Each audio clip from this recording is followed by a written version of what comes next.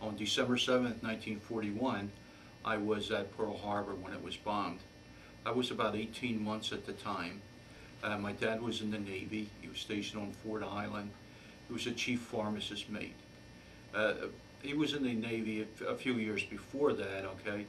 And my mother and myself went to see him probably in the summer of 1941. Uh, in April of 1942, we took a ship back to the mainland. My dad was stationed, he's still stationed in Hawaii, and was in the service for another 2, 3 years. He eventually got discharged as for health reasons. I think in the tropics, I think he caught TB, or it might have been because he was a pharmacist mate and was around sick people all the time. Uh, uh, During my early life, my dad did not talk too much about the war, and at that time I wasn't very interested in it anyhow, uh, and so it wasn't until later that I became interested in it, and eventually became a history teacher. Uh, I served in the military myself. I was enlisted man in the Marine Corps, and eventually in college I had an opportunity to take ROTC, and I got commissioned in the artillery in the Army. Uh, I stayed in, just for about the 2-year tour. In 1966 I was discharged and then became a school teacher. I was uh, set to be discharged in October, but because of a shortage of teachers, I got an early drop. So I got out in August of 1966. I served in the Army in Korea, and in Korea I got the opportunity to learn Taekwondo, the Korean martial art, and got very deeply involved in it, and eventually I brought 5 Korean instructors back to the United States. Yeah,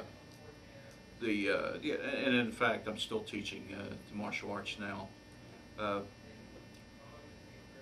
it's hard to recollect some of the things that my dad was involved with, okay, because of he was a fairly quiet person, and I think he had saw so much in the wars that he just didn't want to talk about it very much.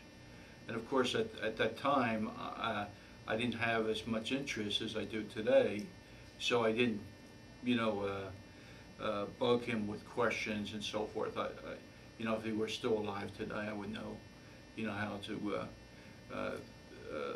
learn more about his role in the war, and just his recollections and so forth. As a history teacher, I'm like really excited about the media that we have today, where we can get the thoughts of people, that served back in World War II.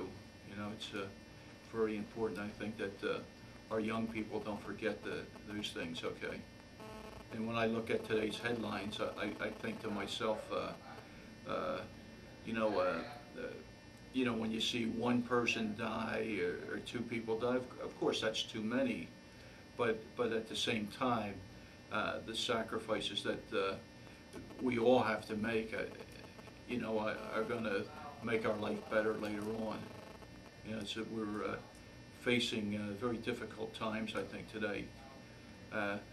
And I guess in the 90s, I thought, boy, this is going to be great. It would be like Rome, like the Pax America, the peace of America. But it certainly doesn't look that way at this particular time.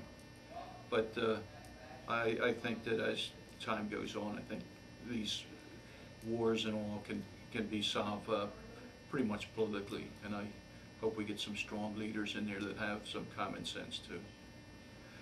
I think that's about all I have to say. Okay. Do you have any questions to ask Um, me?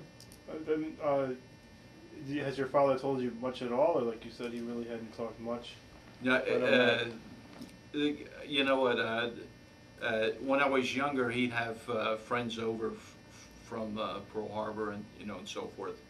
But they actually were more interested in playing cards and talking about about the war. How was your Yeah. time in Korea? Did you see any combat in Korea? No, you know what? I was in Korea in the kind of early '60s before the Vietnam War. Oh, okay. And in fact, when I was commissioned, they asked us where we wanted to go, and I said I did want to go to Vietnam, but as I got involved in the Army in Korea, and as more and more of my friends were getting killed over there, I had second thoughts about Right. it, But of course, I would have went if they asked That me makes to. sense. But Yeah. Okay. Well, okay, that's what you want to show. Okay. Thank Yeah. you. okay. That Well, was- thank you very much.